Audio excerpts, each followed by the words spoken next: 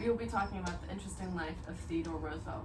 We will be covering his early life where he was just a sickly child, his achievements, and his tragedies.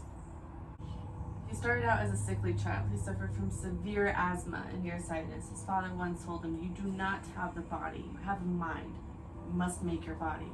And therefore, he installed a Victorian gym for his use and his siblings. Now, Theodore Roosevelt loved the outdoors. He's a big outdoorsy man ever since he was a child. He wanted to know anything and everything about the world around him. So, when he went to Harvard, his first major was natural history. But after the passing of his father, he changed it to government in order to commemorate his father's memory.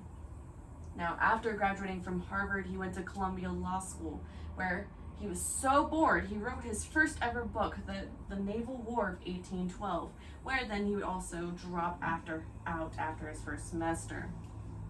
Now, during the Spanish-American War, he would lead a volunteer group regiment called the Rough Riders.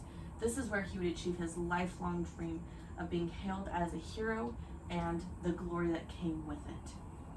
He would also back the miners' strike movement in 1902, where he would deal with negotiations on those strikers' part, where that would later prove to be successful when those workers received a 20% wage increase and a reduction of work hours. He's also, of course, the father of land conservation in America. He achieved to conserve 150 national forests, 51 bird reservations, 18 national monuments, and 8 national parks. But although all of his accomplishments and struggles, he was not immune to tragedy in his life. On the day his first child was born, he would lose his mother and his wife. And 2 days after that passing, he left his child in the care of his sister and went to the Badlands of Dakota, where his ranch was, where he would not return for another 2 to 4 years or so. Then tragedy would strike again when he lost the presidential run of 1912, where him and his son Kermit would go to the Brazil searching for the River of Doubt in the Amazons, where he would nearly die from contracting malaria due to a nasty infection he had received from a cut on his leg. Then, when the first American World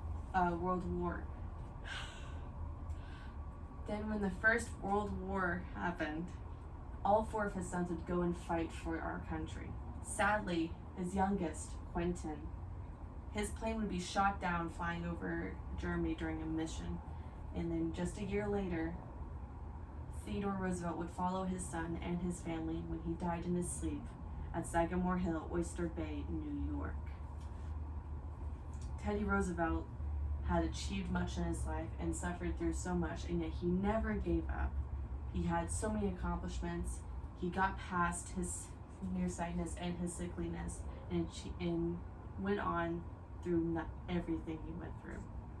And so I think he's one of the most interesting presidents to have ever lived, and I think he fought the good battle we may call life.